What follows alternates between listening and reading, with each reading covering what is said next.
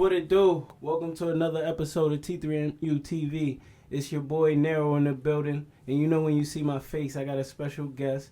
Somebody that I call Big Bro. You know I call him the shot doctor. Whenever you need a workout, come see this man. But you got to be serious. My boy A, what's up, bro? What's good, player? How you good? Stretch over there and get to you. How's everything going? I'm good, brother. I'm happy to be here. I appreciate y'all for asking me to come out. Just happy to be here, bro. Yes, sir. Yes, sir. You already know we had to show you some love. So yeah, my first question is, where did you get your love from basketball? Where did your love for basketball first come from? That's a good question, bro. I think like in the early 2000s, I want to say like Thanksgiving, like 2002 or 2003. T-Mac was playing. I think he played Braun, so it was probably 2003. Okay. And they went at it, bro. And T-Mac was killing Braun. Braun was going right back at him. And I was just like, yo, like, this is a sport to play. Yeah. So I think that's where it first started. And then I actually started going to the Dorchester YMCA at an early age. And they had a league. So, you know, as a 9, 10, 11-year-old kid, everybody want to hoop. Yes. So I think that's where it first started, seeing that game on TV, going to the gym, just hearing the ball bounce, hearing the ball go through the net. It's just something I wanted to be a part of, you know. Okay. And did you start, like, playing in leagues right away, or was it, like, you was just shooting around and stuff? Nah, my mom signed me up for the league because all my little cousins played in the league as well. So it was cool because her and my aunts got to chat on the sideline while we hooped all day in the league. So, yeah, so that's about it. So that's where your journey started. Did you, like, have dreams of going to the NBA, or was it just, like, pick up, let's play? Of course. I mean, when I was 10, 11, you couldn't tell me nothing. I was going to the league. Every kid in the gym thought they was going to the league. Yeah. You know, that's what everybody aspires to get to when they hoop, especially at a young age. You don't understand what it actually takes to get there, but you know you're going to get there. So I definitely had the NBA aspirations. Everybody does, Everybody does. I was in there thinking I was going, you know what I'm saying? You know, you think it's a done deal when you step on the court. I'm going to the league. If they can do it, I can do it. So, of course. But you started off small and then you got a growth spurt.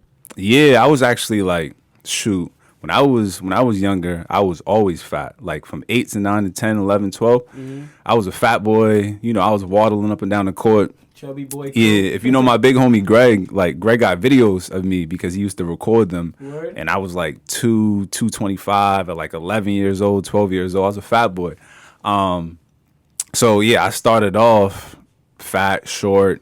And then I hit high school. I got a pretty good growth spurt. So. And then you thought you was the man. Well, you felt like you was the man. I thought you was the man. I mean, you get 6'5", the game, you know what I'm saying? You feel a little bit better. So how was that? You play high school ball? Yeah, I actually played at Westy. Played varsity my junior and my senior year, JV sophomore year. We had some decent teams. It was cool. It was cool. Okay. Yeah.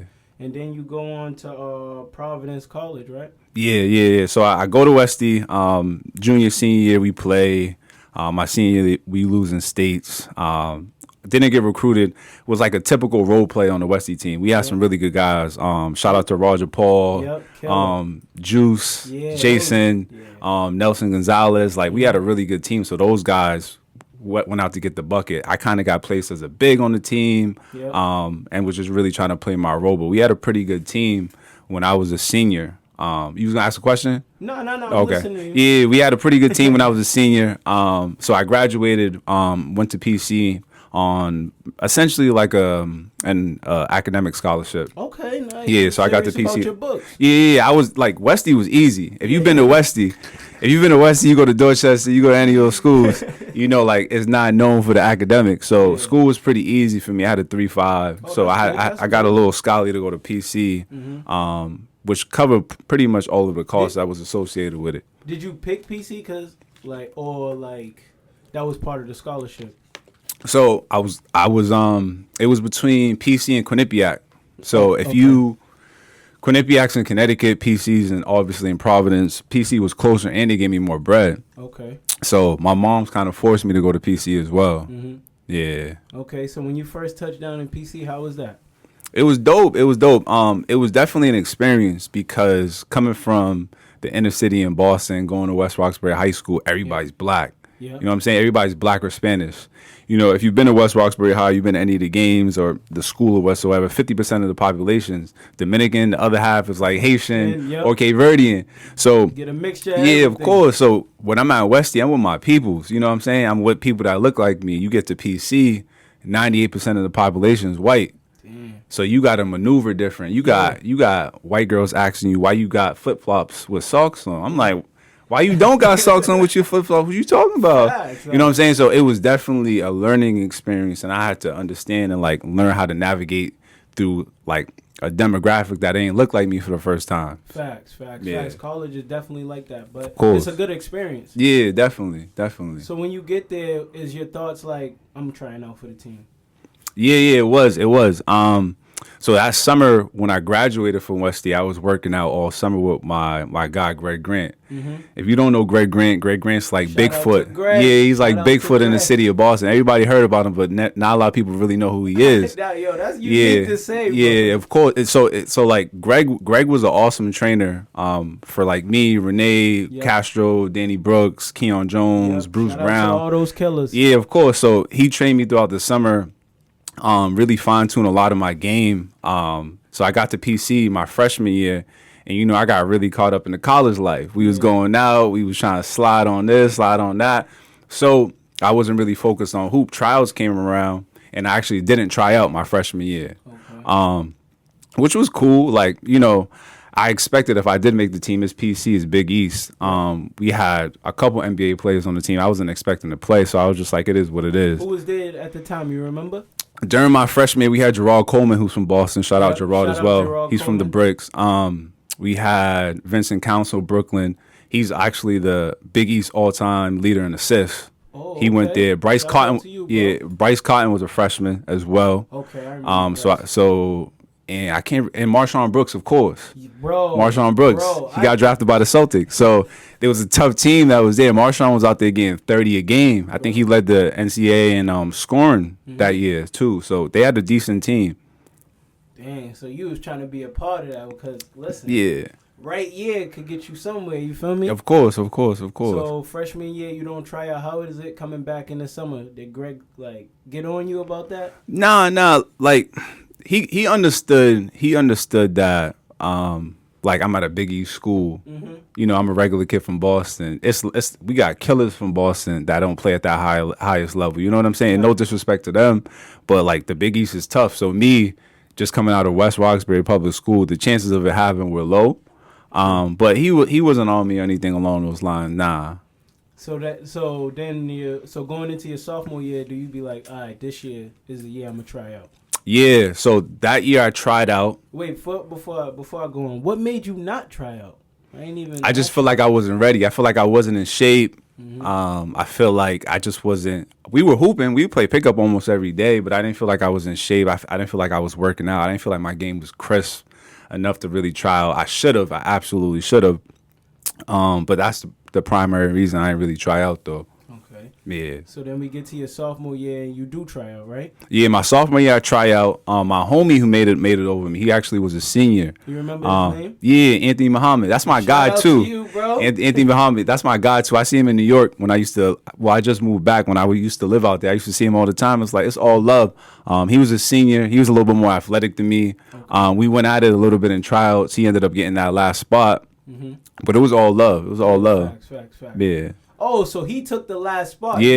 It was one. It was two walk-on spots. They already had a guy who made it my freshman year, and then Anthony made it the second year. So it was all love though. Dang, so if he didn't walk in the gym, A would have had. Yeah. Well, PC yeah. grade. You know, something like that. Okay, so how did you take it though?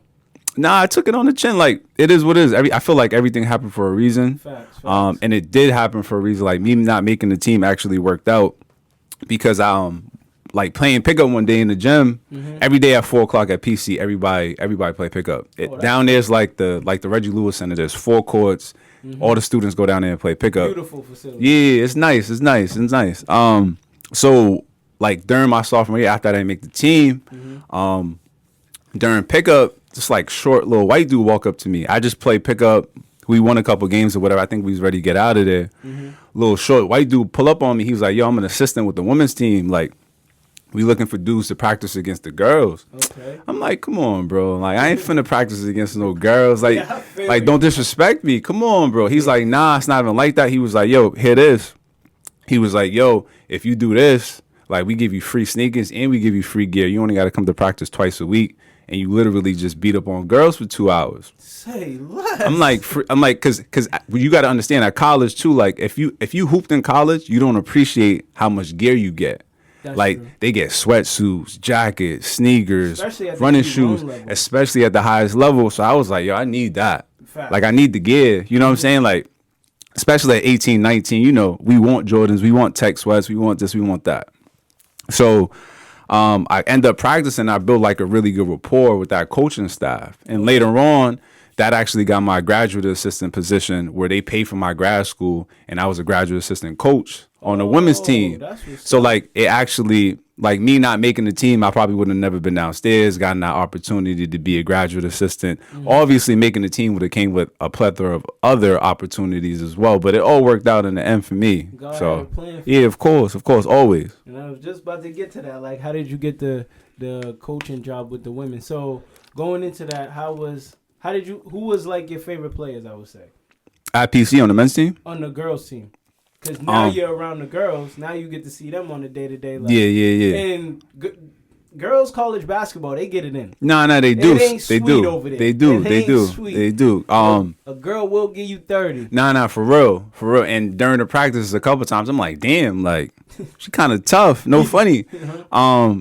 Tori Rule was really tough. Shout out to Tori. She's from Minnesota. She was a buck, like legitimate buck. I don't remember a lot of the girls' names because like that was like 2012, and I even realized till I just said that. That's 10 years ago. Yeah, facts. Yeah. Facts. But Tia Wright, Rachel, I forgot Rachel's last name, but they had some killers on the team, and they had some killers in the Big East at the time because at that time UConn was in the Big East as well. Everybody know UConn's women's basketball. And y'all play them twice a year, right?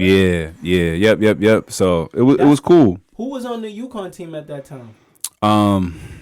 Maya Moore, Okay, dang. Bria Hartley. You got front row seats to see Yeah. that. So it was cool. It was definitely like that was one of the cool things about going to PC. Like you can see high level basketball on both sides. So you can see it on the men's side and the women's side as well. Facts.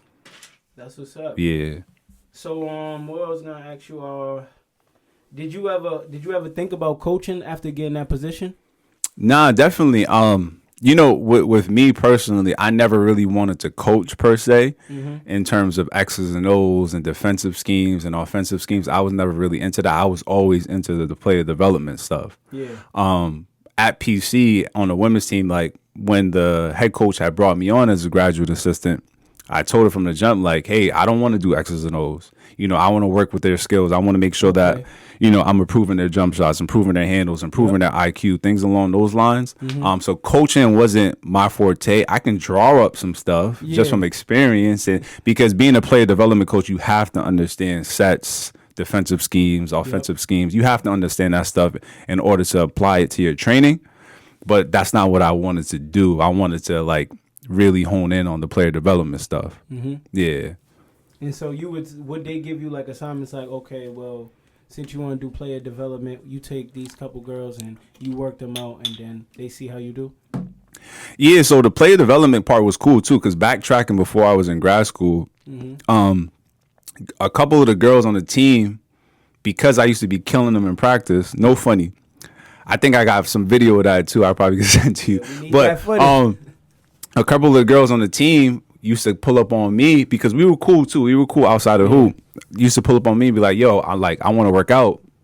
Like the coaches, I don't really rock with some of them because if you play Division I, Division II, Division III basketball, you know there's a lot of politics that go on with the coaching staff. Yes. There's not a lot of good relationships. No. Sometimes the relationships go south and nobody fixes them. Nope. So they came to me as Division I players, as another student, like, yo, I know you know what you're talking about with hoop stuff. Like, would you work me out? So a couple of my homies on the women's team, we would work out at night. Okay. So I started early, and they communicated that to the coaches, like, hey, we're doing some stuff with Alex. They didn't really like it. Again, politics, right? Yeah. So in graduate school, they didn't really per se give me girls to work out. I was just really assisting with the workouts, right? Mm-hmm. So I would work with some of the assistant coaches to plan it. They would take my opinion into consideration, but they would really make it their own, though. Yeah. Yeah. Dang, so it was a little bit tough. I thought it was like a...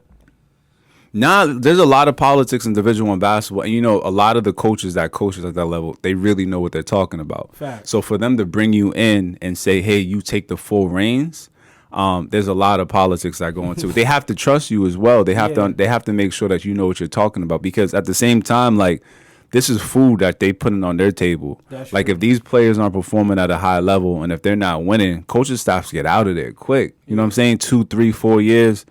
If you're not winning, you up out of there. Yeah. You know what I'm trying to say? And what a lot of people don't see, when you see on ESPN like, oh, this coach got fired, their whole staff gets fired. That's true. It's not just the head coach. The whole staff is usually gone. Yeah. Unless you're like a big name as far as like an assistant or a director of operations, you up out of there if your head coach gets fired. So there's a lot of politics. So you have to know what you're doing, and they have to have that certain level of trust for you before they give you full reins on anything with player development. So would you say they trust you, or was like a little bit? It was not a little bit, but it was half and half, or maybe I had to earn it. So, they saw my work ethic, after games. They know I was watching film. Okay. They knew I knew the sets. They knew I knew the defensive schemes. Yeah. So once they saw that, hey, like, yo, this dude's putting the work in, they coming into the office. We got practice at 10. I'm there at 8:30 watching film. Facts. And it's cool because, like, they say, like, if you love something, you don't really have to work a day in your life. And that's the real print. That's, like, I feel like that's truth, because, like, if you love hoop, if you love recording podcasts, Facts. if you love interviewing people, if you love the tech stuff behind it, it's not really work for you. Exactly. So I earned their trust over the time that I was there. Mm-hmm. Yeah. Okay. So I was gonna ask you, what did you learn out of working that position? Like, what did you take out of it the most? Like, yo, man, like, there's levels to this. Yeah. There's people be saying there's levels to this. There's levels to this hoop stuff. So I ain't gonna lie, not to cut you off, but when you went to PC and you did all that stuff, like, your workouts now are so different. Yeah, from when me and you was taking that bus to go to Roxbury. Yeah, people don't even know that. We was 5 a.m. crew going to Roxbury Y to put up shots, and you had a big season that year too. You had a big season that year. You was screaming at the Milton crowd, pulling your jersey to the side. People don't know Dean was Dorchester against Milton. But shout out to A for that. He held it down. Nah. But for real though, like, there's levels to the hoop stuff. So us coming from Boston, especially playing public school basketball, and I had 2 really good high school coaches. I had Marty Summers, who initially was a football coach at Westie, but he transitioned over to hoop. And then I had Joey Chapman, who coaches Spartans. He's really like good. Chapman's crazy. I must be the first person to say that. And Chapman know he crazy. Yeah. But Chapman knows hoop, bro. He does. And like when he came on at Westie, I believe I was a junior, and I think he just graduated from college.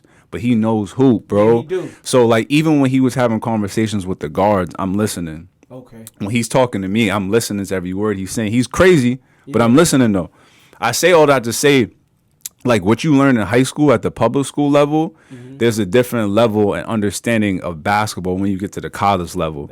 Like, there's so many different types of screens, so many different types of sets, so many different types of things within the game of basketball that you don't see at the high school level that I was able to see at the college level. Yeah. Like, I didn't know what a flare screen was. Facts. Coming into PC. You know what I'm saying? Like, that's true. I didn't know what an Iverson cut was. I didn't know defensive rotations, because this is stuff that you don't learn at a high, like, playing public school basketball. You don't learn this high level stuff. You don't.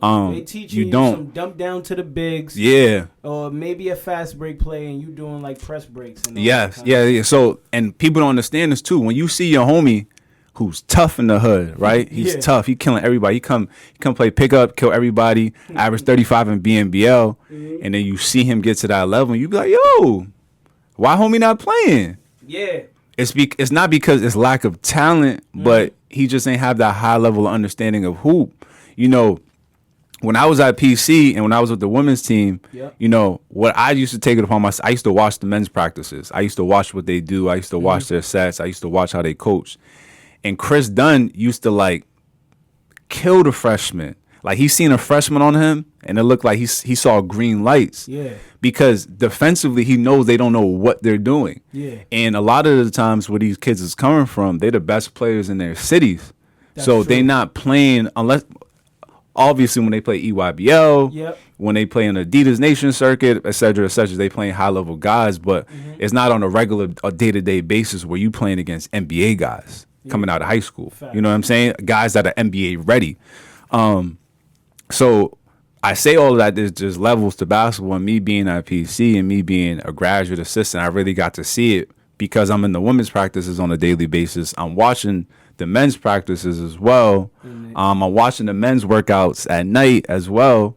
Because while I was there, Shamgar was there. Shamgar was a graduate assistant on the men's side. Really? Yeah, Shamgar was. So he used to work out. He used to work out Chris Dunn. There's another dude named LaDonte Hinton, who played in the G League. He played in Spain as well. He was tough. He was tough in college. For real? And Point guard or he's like a small forward. He's like a small forward. And then Ben Bentel. Ben Bentel got drafted by the Celtics. I don't think he played, but he was tough as well. So I'm in there watching these workouts on a daily basis, hearing Shamgar, like really understanding the game at a higher level. Yeah. So for me, like that 2 years of experience at PC being a graduate assistant, like really elevated my understanding of hoop to a whole nother level. Yeah.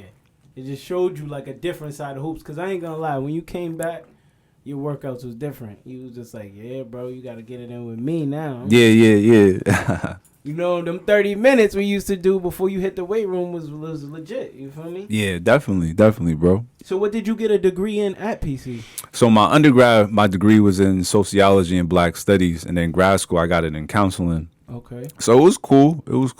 Oh, yeah. Okay, so you could be like a counselor at a school? Yeah, so right now, like, as far as, like, what I'm doing now professionally, I work in a nonprofit space. So, like, a lot of people know I used to work at the Dorchester YMCA. Yep. I initially started as a team director where I was just helping youth out in the community, running team programs, blah, blah. And then I went into being an operations director, which really, like, encompasses a lot within the YMCA. You really operating the whole budget for the Y. You're making sure all the programs are running smoothly. All of that good stuff. So, like, that's kind of what I went into with, like, my education and all that good stuff. Okay. Yeah. So you using your degree for trying to, bro. Trying to, bro. That's what's up. So we gonna get into this player development, like you working people out like Renee, Keon. What made when you got back home from PC, that was the plan? Yeah, bro. So when I graduated from PC, I was actually trying to get into college basketball and player development. I had a couple of interviews, nothing really panned out, so I ended up working at the Y. Like I said, first I was a summer school teacher with BPS. Okay. And then I started. It was remote, so it was actually at the Y. This was before COVID. It was remote. That's crazy. Yeah. That's what I'm saying. So they had like a credit recovery program where kids can make up credits, but it was remote. So like for kids that had safety issues in the Dorchester Roxbury community and couldn't go to certain places, they can come to the Y instead of going to the school. Okay. Because they may have had smoke. Yeah. So I did BPS at the Y, and then I became the team director. So Renee was still in school. Keon was at Odessa at the time. So that wasn't really the plan. It was just, I'm still trying to make sure my skills stay sharp. Yep. So whenever homie's in town, I know them, like we grew up together. Let me work you out. Crazy part is, they didn't really trust me at that time. Like Renee didn't trust me at that time. Really? Renee, yeah, and that's my brother. Renee knows this, but it's warranted because it goes back to the same thing. Like, yo, these dudes are playing at the highest level. You can't just trust anybody with your game when you play at the highest level. And they're skeptical, like, you ain't play at that level. Facts. So how you gonna work me out if you ain't play at that level? That's true. So like it took a while for me to gain their trust. You know what I'm trying to say? Like, and after a few workouts, they're like, okay, like he knows what he's talking about. Yeah. Like this is relevant. I'm seeing results in the game. Yeah. So that wasn't my initial plan coming out. I know I wanted to get in the player development space. I ain't really know an avenue though at the time. Yeah, because sometimes, I don't know if you notice it's cool to work people out, but sometimes when you in that age space, maybe like 20s, 23, 22, dude come to you like, yo, work me out. Like, dude, I'm trying to work myself out. Like, You know what I'm saying? But you opened up and you was just like, yo, bro, I'm gonna help Renee out when he comes to the city, or Keon when he comes. You know what I'm saying? Go ahead. You basically replaced G. Yeah, kind of. And like for me, bro, like or took the step up. G gave it to you. Yeah, for me, it's not even only the high level guys. You know what I'm saying? Like, for me personally, I really want to get back to the kids in the community. Like, if I have the time and the availability, I'll work out damn near anybody if you really committed to it. Facts. And I say that because like a kid that went to Tech Boston, we know him. Y'all don't know Joseph Burke. A lot of people don't know him, but I started working Joey out because he asked me on a regular basis, and I just really started helping him. And we know Joey couldn't make a layup. Facts, bro. Couldn't make a layup. Facts. Joey was a junior or a senior, and he didn't make Tech Boston's team. That's true. Yeah. And he's like 6'3", so big body. Yeah, of course. So he's 6'3", big body. I'm like, they're crazy because you can use him, but he sucked. He was chips. Yeah. We all know this. Facts. But you know, I worked with Joey for a year, and Joey made the Bunker Hill team. The Bunker Hill team. You know, 2 post moves. Yeah, and they went to nationals. So like, and that's like, and for me, that means a lot for me, and it says a lot about my work. But like for me, it's not only even about the high level guys, you know. Because at the end of what I like to think about, bro, is that if I had somebody like me in my life when I was 15, 16, 17 years old, like how far could I have gone? So I'm really about equipping the youth with the necessary tools where they can achieve some of their goals, because a lot of times we get this knowledge and people hold on to it. You know what I'm saying? Like for what? I'm gonna hold it down. I'm gonna hold it down for somebody that look like me every single time. Of course, I want to work out the high level guys because you know it's cool to be sitting on a couch with your shorty and be like, yo, you see homie killing on TV right now? Like, yeah, I show him how to do that low key. You know what I'm saying? Yeah. It's cool to say that, but it's also cool when a kid comes up to you, you know he was awful, and he makes varsity.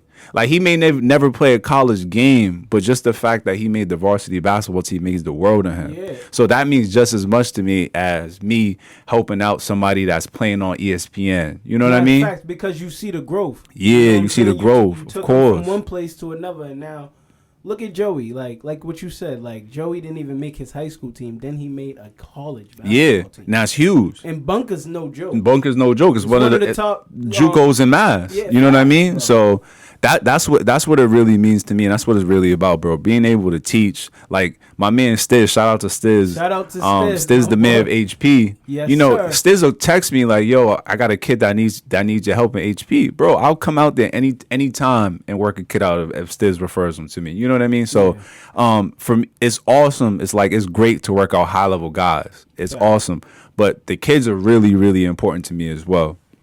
So what would you say to? Nah, I'm gonna ask you, because you said Renee. Because you said it took Renee and Keon maybe to. It took them a while to trust you. So when did you know that Renee trusted you? So it's funny. Renee was struggling in his junior year. I think it was at Duquesne. I think it was his junior year, and he came and he texted me. He was like, "Yo, bro, I'm coming home for 3 days. Somebody got hurt. I think I'm gonna start playing next week." Yeah. And those 3 days, I think we worked out 2 of those days, maybe 3. And he really liked the workouts. And when he got back, he was like, "Yo, like this is translating. Like you're legit, bro. Like you're legit. It's working. Yeah, it's working." And then after that, he was just like, "Yo, like you're my guy," essentially, which was cool because Renee's my brother, and I told him like, "Yo, if it's whack, tell me, bro. Yeah, so you could get better. So I can get better. Like if it's whack, just tell me. Like, and you know Renee's a clown. Yeah, and Renee's gonna tell you like it is. Like so, he's gonna tell you like That's it is. What I respect him. Yeah, for. of course. So. That's kind of like when he initially started trusting me. Keon, not so much because Keon always looked at me as a big brother. So for the most part, Keon always really respected my stuff. Yeah, of course. Okay. So, what would you say? How is the grind like training players? Well, it's interesting because you got to get like basketballs. Maybe even if you have like one person or 2 people, or I don't know how many people you would have in a workout, but you got to get equipment. You know, certain stuff, you know, guys need certain stuff and different things to perform in the workout or to get something out of that workout that can help them in the game. Nah, that's a good question. The equipment stuff and like the rebounders isn't as big of a deal for me because I think years ago I got to the point where that wasn't a big deal. I think what's most important is the stuff that you do off the court to really prepare for the workout. Facts. So if you train or if you coach, you know of a platform called Synergy. So the cool thing about Synergy is that, let's say, Tech Boston plays Milton, right? Yep.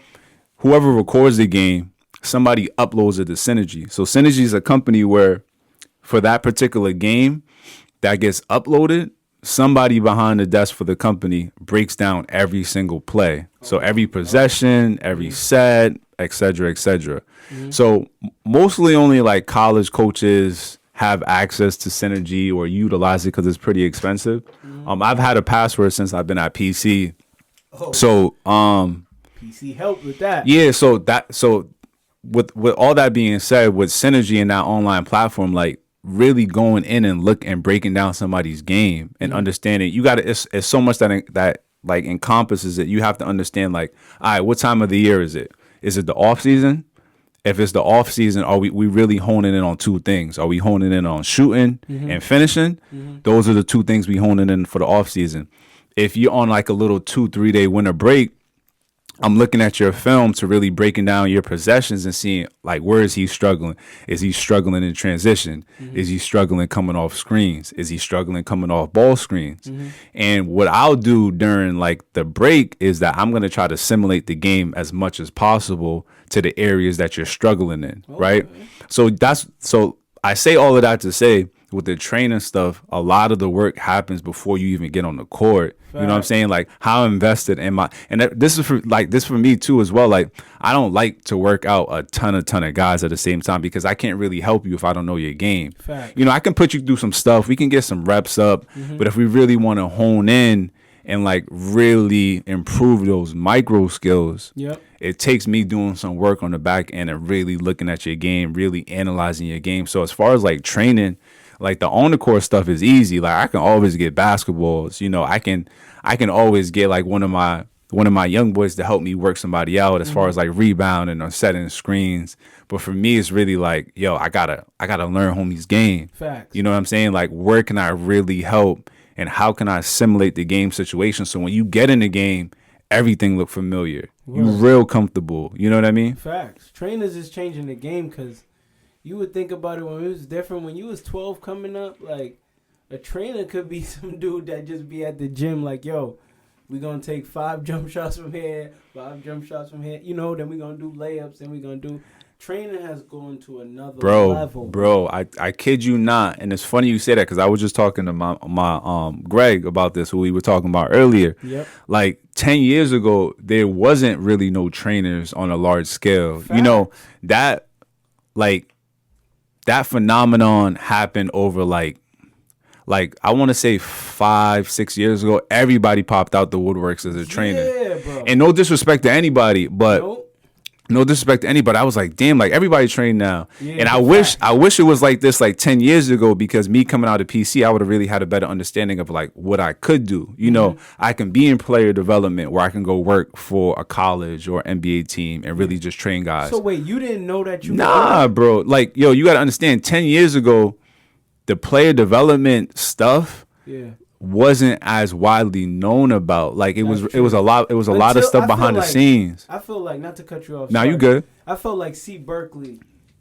Like, like everybody seen that it was just like a explosion. See, like Chris Brickley, then you had Drew Hanlon. Oh yeah, I can't forget about Drew Hanlon, because Drew Hanlon, and then it was the other dude, DJ Sackman, and then Devin Williams. And then my other man's Dribble Too Much. Okay. So it was like 2013, 2014. They all got signed to Adidas. Drew, Dribble Too Much, DJ Sackman, Devin Williams, they all got signed to Adidas. Yeah, they were doing all the Adidas stuff. I didn't even know that. And that's when it was like, oh, like you can really do something with this. Facts. But this wasn't until like 2016, 17. So it was like training was non-existent outside of you're a player development coach for an NBA team. A lot of colleges really didn't even have player development folks. They had 3 assistant coaches, a head coach, and a director of operations that did like all the work behind the scenes, like booking flights, blah, blah, blah, all of that stuff. So I didn't really have a direction path in terms of like player development like 10 years, like not even 10 years ago, like 6 years ago, 7 years ago. It was really, really new on the market. You know what I mean? Yeah, it was fresh. Yeah. So what would you say, what's your main thing you want to get out of when you work a player out? Again, bro, like it really comes back to like time of year, player, Like the level you play at. If you want me to give you one, I'll give you, okay, say like Renee, like what is the main thing when you work him out? What is the main thing you want him to get better at? Yeah, like if I'm working Renee out consistently, it's really about honing in on two different skills at a time. Like, you know, as a trainer, you really have to be careful about, you know, putting somebody through several different drills where you're trying to attack 8 different things. You can't get better at 8 different things in an hour. You know what I mean? Like, imagine if you was in math class and they was like, yo, we're going to do geometry, algebra, pre-calc, and calculus right now in 1 hour. You're going to be like, bro, like, I got to learn one of them. So it's the same thing with working people out in terms of, like, if we really going to hone in on pick and roll, like, let's figure out our pick and roll reads, and we're going to hone in on those, and then we're going to shoot. We're going to do this for 2-3 weeks straight. Once we see improvements in those areas, we can move on to another area. Facts. So, like, that's really how I think about the game and working people out, is that, like, what skills or what are their primary weaknesses? What are their strengths? How do we attack 2 of those weaknesses at a time? And how do we simulate game actions as well? Okay. So with Keon said when I had him in here for an interview, he was like, I think he was at Odessa. I want to say he was at Odessa and things wasn't working out for him. He said something, but my bad. Now you good. Things wasn't working out for him at Odessa. Yeah. Well, not things wasn't working out, but he was having a slow start. And he said he went to you, and when he came back, the coach was like, what did you do? He was like, I just worked out with my trainer A, and next thing you know, I was good. So do you remember what did you do when he I remember that. It's funny you remember that. Because Keon called me when he got back. I think he had a big game. He called me. So the funny thing about Keon, like anybody that's ever worked out Keon, coached Keon, you know Keon's a pain in the ass, bro. Like Keon is going to talk back. He says, this is stupid. I don't want to do this. So when he got back from Odessa, he was like, yo, I need to work out. I haven't been playing. So the thing about, and if you've seen Keon Jones play, you know that isolation, if he gets you on an island, if you on that island, he's going to get a buck. He's going to get by you. He may step back, tray you, blah, blah, blah. You know that. He going to have fun. He going to have his way with you. Yeah. So if you know Keon, you know he's an ISO type of guy. So Keon, one of Keon's biggest weaknesses is that he doesn't really understand sets. Like, he doesn't understand how to get his own in a set. He doesn't understand, like, if I come off the pick and roll, you know, the weak side help is coming from here. This person's going to be open. He didn't understand that stuff then well at all. So what I did is what I talked about. You know, I seen he wasn't playing much, so there wasn't much film on him at Odessa. But I looked at what they were running, and I knew he was a 1 or a 2. So what shots are the 1 and the 2s getting on Odessa? You know, they ran a couple sets where there was a pin down, guard came off, ball screen. So I put him in those actions and I showed him these are where you want to look for your shots. If you don't have your shot, this is the second option. This is the third option, depending on what the defense does. And I don't think anybody ever broke it down to him like that, where like to really make him understand, like, hey, these are my options out of these sets. You know, some coaches will just make you run through some stuff. They're not really breaking it down or taking the time to really link with a guy outside of practice. And we from the city, we don't get that in high school. Nah, so we don't. And that's the thing too. Like, shout out to all the coaches in BPS that coach, because it's a hustle. It is. But at the same time, like, you know, when we really teaching these kids and we understand that they have hoop aspirations, we gotta like try to put some development in place for ourselves to make sure, like, you know, we ask kids all the time, right? Yo, did you work on your game? Did you get shots up this weekend when practice wasn't happening? Like, what are you doing to get better? Coaches have to ask themselves the same thing. Like, if you're coaching a high school team and you've been coaching for 5 to 6 years, how have you gotten better from year 1 to 5? Exactly. And what are you doing on a regular basis to continue to get better, right? So I know I'm kind of going off topic in regards to Key, but with Key, it was just like he just needed somebody to show him what looks he's going to get in the set and get as many reps in for those particular situations and shots. Yeah. That's all it was for Key. It was nothing rocket science. Key just really needed to understand, because you got to understand, Key was coming from RCC. Yeah, where it was like Keon's the offense. Keon's the offense. You know what I'm saying? The offense. Keon comes down and does what Keon wants. Exactly. But when you get at that next level, Odessa, you know, they have about 75% of their team goes D1, the rest of the guys go D2, so everybody's good. Yep. You go from Odessa, where nobody on the team is a Division I player, you go from RCC, where nobody on the team is a Division I player, to Odessa, where everybody's a Division I player. Exactly. You know what I mean? So you got to understand how to maneuver, because everybody can get their own. Fact. So you have to understand how to get your own within the offense. And that's all I really did, is put him in those situations, got him game shots and game reads in those situations, and it worked out for him as well. So. And do you have any other people you work out besides Keon and Renee? So I work out Jamari, who's at Quincy College. Okay. And Keon's cousin. Yeah, Keon's cousin Jamari. I call him like DeRozan, but he give me Tatum vibes too. I wouldn't say. I make fun of Jamari all the time and tell him he play like Draymond Green, but he more so he more so play like, I'm trying to think. He like a Jalen Brunson.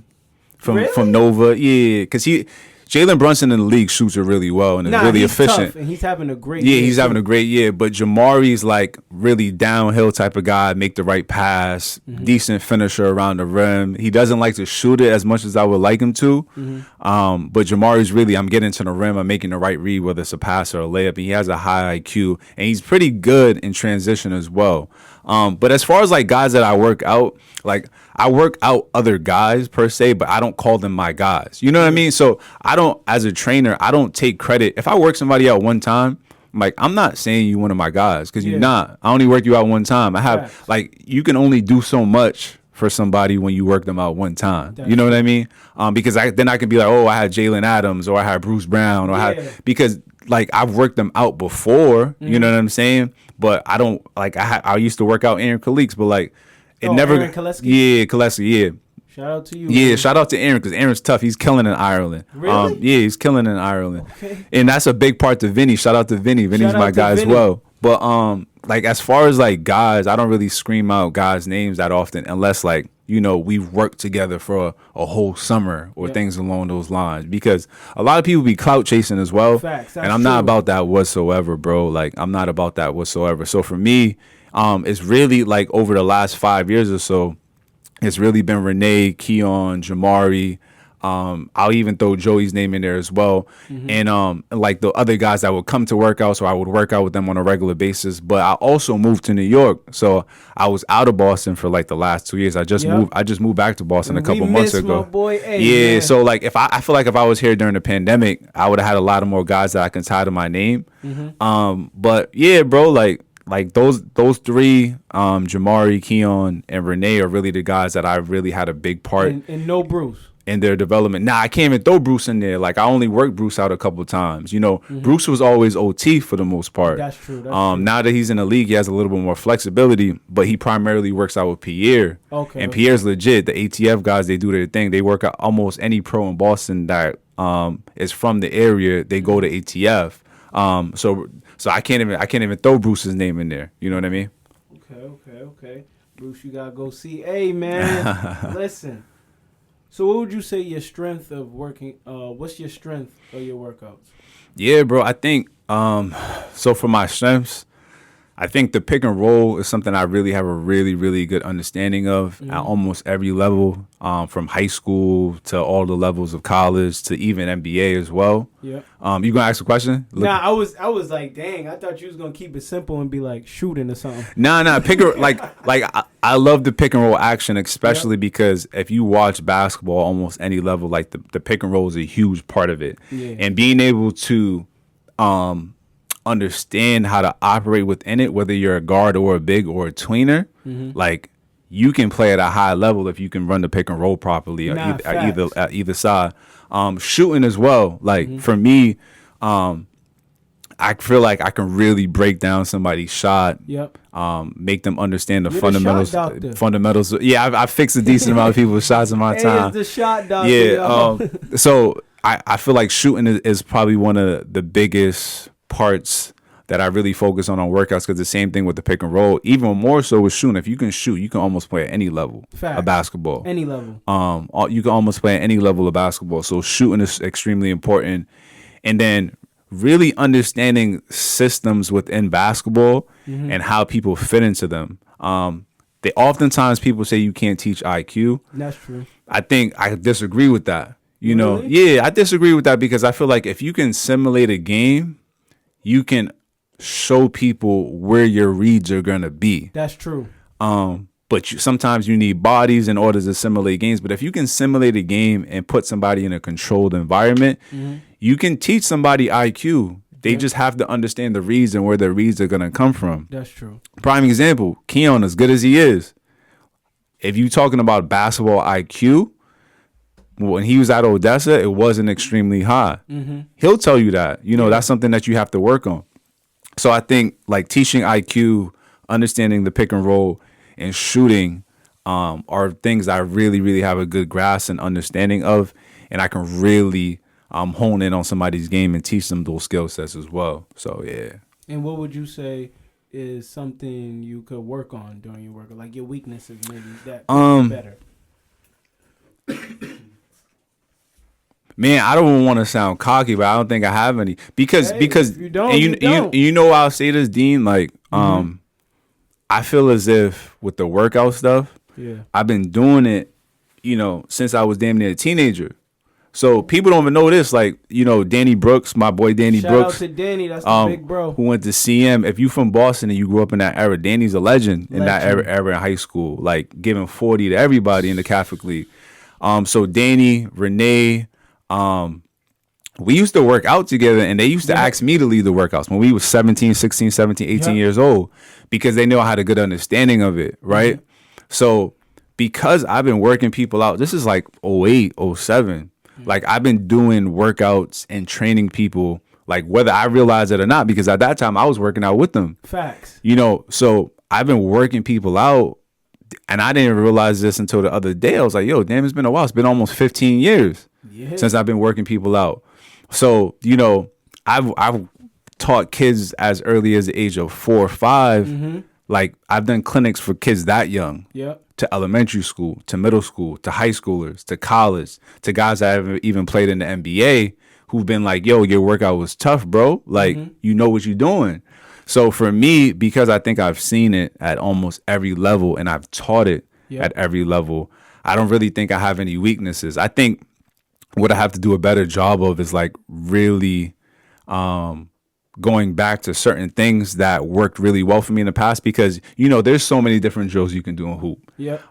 But really saying like, these are some of my best ones, and these is what I pull out of the bag, because I like creating stuff as well at the same time, and not in terms of like having a million cones and things along those lines, because I don't really even use cones like that. I've seen some of your workouts. It's real simple. Like I like having bodies in the workout, people being physical and things along those lines. But I wouldn't even be able to tell you, bro, like if like I can show you how to dribble. I can show you the footwork into a crossover. I can show you how to shoot. I know your reads out of the pick and roll. I know what it's like to run off of screens. I know, like, I've watched so much hoop. And for me, the thing too is like, bro, like I'll talk like this because I put in the work. You know what I'm saying? Facts. Like I told you, like I was at PC and I was in the office 2-3 hours before practice. Over the last 5-6 years, bro, I couldn't tell you how many hours I spent on Synergy or scrolling through YouTube, watching clips, like watching old clips of Steve Nash come off the pick and roll, watching clips of John Stockton come off the pick and roll, like looking at different bigs in the past when I'm like working out a big. I can't tell you how much work I put in. So when I tell you like, yo, bro, I don't really think I got any weaknesses right now, it's not just me being on some cocky shit, because that's not it at all. Like I really put in the work, and that's why like it takes a while to get good at something, bro. Nah, it does. And if I wasn't good, I would be the first one to tell you like, yo, bro, you're tough at this. Please teach me. You know what I mean? And seek that guidance and things of that nature. But to keep it 100, bro, like I put in that work. So I feel like I'm able to say, nah, I don't really have like a really, really big weakness in my game when it comes to like player development. You know what I mean? Mm-hmm. That's what's up, A. So y'all know what to do. Go get a workout from A, man. He gonna get you right. But so do you want your own gym? So Nah, that would be cool, bro. Like that's something. Is that a goal of yours, or it's just like if it happens, it happens? Nah, bro. So, for me personally, bro, the own gym thing would be dope. Yeah. Like, I would love to have my own rec center where I had basketball leagues, where I can train kids, where I can have pros come in and work out with me and things along those lines. Facts. That journey's tough, and I think it's probably at least 10 years away. Yep. But I would say that's the ultimate goal, that long term. And we hope you get there. I appreciate it, brother. Facts. Appreciate it. But before we get out of here, I definitely want to talk about IWC. Yeah, of course, bro. What does IWC stand for? Yeah, man. So, and this is just as close to my heart as hoop. So, IWC stands for Intergenerational Wealth and Community. Okay. It's a company four of my guys and I had started in 2019. Mm-hmm. You want to shout them out real quick? Yeah, of course. Shout out to my guy Reg. Shout out to Reg. Yeah, if you in HP, you know who Reg is too. Definitely. The mayor, Stizzo, Yes, Stanley, sir. my boy Tim Fontaine as well. Shout out Tim. And then my cuz Kev Martin from Dorchester as well. So we started a company in 2019. We was actually OT in Atlanta. Uh-huh. And we was sitting down in our little Airbnb and we was like, yo, bro, like all of us got bread. Mm-hmm. We doing well for ourselves. Like, let's start something, bro. Like, we can do something. So that's really how it started. And what is like? So what is it like? Nah, so good question. So as far as IWC, we're really focused on providing the hood with financial literacy. Okay. Right. So our primary thing that we're focusing on is really 3 areas, I should say. Right. Real estate acquisition. So buying cribs. Okay. Like that's what we're really focusing on. All right. Helping people with their credit. Everybody in the hood either got bad credit or don't know about credit. Facts. Right? So we really about helping and assisting people with their credit so they can buy their own cribs. Mm-hmm. They can have their own credit so they getting low interest rates on cars, everything along those lines. So, right, real estate acquisition and then credit repair, right? And then the third thing is financial literacy, really being able to teach people like, yo, once you get some bread, what are you finna do with it? Mm-hmm. Right? Everybody want to be in Tulum. Everybody want to have the McQueens on. Everybody want to pop bottles. Everybody want the Yeezy. Yeah, but people be broke, bro. Like, people be broke. So we really want to say, like, yo, bro, you can still pop the bottles. You can still grab the McQueens. You can still go to Tulum. Mm-hmm. But let me show you how to maneuver so you're not broke in 10 years. You know what I mean? Fact. So that's really the 3 things that we focus on are really acquiring real estate, teaching people about credit, and teaching people about financial literacy. And how is that going? Is people buying in? Yeah, bro. So like we on IG, IWC Boston LLC is the ad name. Them. Yeah, IWC Boston LLC. We bought a crib in 2020. We're working on the second crib now. We actually looking. We purchased the first crib in Rhode Island, and we looking for the second crib in Rhode Island as well. The Boston real estate market is just crazy right now. And then the credit repair stuff, we really do that low key. So in 2020 and 2021, we helped 6 different people buy homes after we fixed their credit. That's what's up. Right? So that's what we really focus on as well. And then the financial literacy stuff, we got some stuff we're working on now, really like small courses, flashcards for kids, things along those lines. And we're doing some stuff within the schools in Boston as well, where we're going out to like parent teacher conferences and things along those lines. And we're speaking to families about financial literacy and how important it is in the community. Nah, that's what's up. That's what's up. Yeah, bro. So is it just y'all, or y'all got other employees too also? So right now it's just us. We don't really need any other employees at this time. So right now it's just us. The real estate acquisition piece is cool because if you're just one person, it's tough to buy a crib. It's definitely doable. Yeah. Absolutely doable. A lot of people do it. But when you have 4 other people and you can divvy it up, we can get 10 cribs instead of getting 1. You know what I mean? That's true. That's what we're really focusing on with just the 5 we have now. We hope to get to the point where, we can go into schools and be like, yo, like you can come do a summer internship with IWC. Oh, that's You know what I mean? Or we can lit. look to hire other people. Facts. But we're looking to scale in the next couple of years. Mm-hmm. So that's soon to come as well. Mm-hmm. And when did y'all start? 2019. Okay. Yeah, So y'all, bro. what, 3 years in? Yeah, almost. It'll be 3 years in like late April. Okay. Yeah. Okay. Shouts out to y'all, man. Yeah, appreciate it, brother. Shouts out to the gang, bro. Yeah, appreciate Well, it. hey, I appreciate you coming through. Of course, my You feel brother. me? You my Holding it God. down. And make sure y'all like and subscribe to the channel, man. And shout out to Vinny for the sweater, man. I like it. Shout out Vin. Shout out Hardwood Jungle. Hey, man, go get you one. Peace. All right, brother.